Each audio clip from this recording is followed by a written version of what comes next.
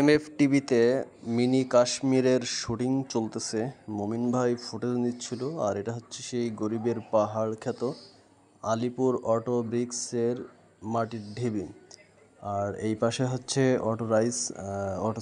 Auto bricks, কারেন্টে চলে এটা।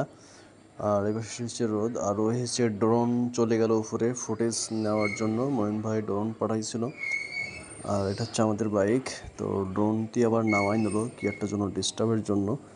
তো আবার এটা ড্রোন পাঠানো হলো। আর এখন হচ্ছে সেই মাটির ঢিবির উপর থেকেও যে পিছনে মেডিকেল দেখা যাচ্ছে। আর এটা হচ্ছে সেই অটো ব্রিক্স, মানে কারেন্টে চলে। এটা কোনো কয়লা পুড়িয়ে করা হয় না যতদূর জানি বা শুনছি। তো এটা হচ্ছে কারেন্টের তৈরি সেই ইটের ভাটা, অটো ব্রিক্স না কি একটা যেন নাম। আর এটা হচ্ছে শুধু আমরা না, এখানে প্রতিদিন বিকালে এখানে শত শত মানুষ ভিড় জমায়। আর বিশেষ করে ছুটির দিনে তো কোনো কথাই নেই। আর এই পাশে আপনার একবারে কাশ্মীরের মতন ফিল পাবেন, কারণ চারিপাশে হচ্ছে সবুজ।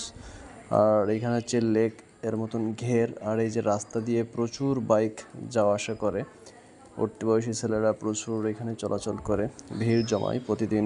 বিকাল থেকে সন্ধ্যা পর্যন্ত ভিড় জমায়। তো আমরা এখানে গিয়েছিলাম কিছুদিন পূর্বে মমিন ভাইয়ের পেজে ভিডিও করার জন্য আর কি, এমএফ টিভিতে যেটা দেখ।